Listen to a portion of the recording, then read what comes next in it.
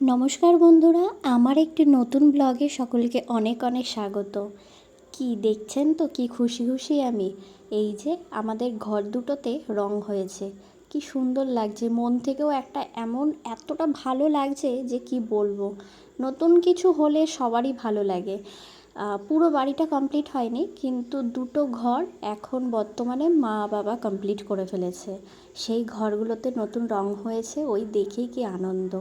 এই দিকে দেখুন আকাশের কি অবস্থা। ওই দেখতে দেখতে তাড়াতাড়ি সন্ধেটা দিয়ে দিলাম। কৃষ্ণ ঠাকুর আর লক্ষ্মী মার মুখটা কি মিষ্টি বলুন, তাই না? সন্ধেবেলা একটু কিছু ঝালঝাল বানিয়ে তারপর দেখছিলাম কোথায় ক্ষয়ক্ষতি কী হয়েছে, কত কষ্ট হচ্ছে মানুষদের। এগুলো টিভিতে দেখতে দেখতে সেই রাতে ঘুমিয়ে পড়েছিলাম, আর ব্লগ করা হয়নি। এটা পরদিন সকালবেলা। দেখুন নতুন ঘর, এইটা আমার ঘর। এই ঘরে প্রথম রাতটা কাটিয়েছি, এত ভালো লাগছে। পুরো রেডি হওয়ার পর এত যে ভালো লাগছে যে কি বলবো। শুয়েছিলাম, নতুন অনুভূতি লাগছিল। আস্তে আস্তে তারপর দেখুন সকালটা একটু লেট করেই উঠেছিলাম, 8টা সাড়ে 8টা বেজে গেছিলো আজকে। আগের দিন রাত্রেবেলা অনেক জিনিসপত্র পুরনো ঘর থেকে নতুন ঘর এই করতে করতে এখনও মার ঘরে ঠিকমতো জিনিসপত্র ঢোকানো হয়নি। তো আমার ঘরে শুধু এই শোকেসটাই নিয়ে এসেছি, আর বাকিগুলো সব রয়েছে, আজকে নিয়ে আসবো। সব এলোমেলো, কত আর গোছাবো, একদিনে আর কি হয়। এই যে এখন বিছানাটা রেডি করে নিচ্ছি সুন্দর করে পরিপাটি করে। আগেও তো করেছিলাম, আগের ব্লগগুলোতেও আপনারা দেখেছিলেন। তখনও বলেছিলাম যে খুব তাড়াতাড়ি রং হবে। এই যে সেই রংটাই আজ হয়ে গেছে। কেমন লাগছে আমার কালারটা, ঘরের কালারটা কেমন লাগছে আপনাদেরকে অবশ্যই কমেন্টে জানাবেন। আমার তো খুব ভালো লেগেছে এই কালারটা।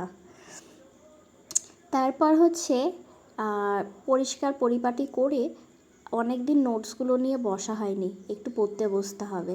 এই যে দেখুন তো কেমন লাগছে, সেই বিছানা সেই খাট, কিন্তু ঘরটা আলাদা লাগছে। আর এই দিকে এটা দেখছেন না, এটা একটা ওয়াল আলমারি হবে। আলমারির কাঠ, ফার্নিচারি, সানমাইকার সমস্ত কিছু আনা রয়েছে।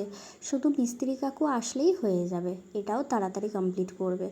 ঘরের ফ্যান লাইটটা এখনও লাগানো হয়নি।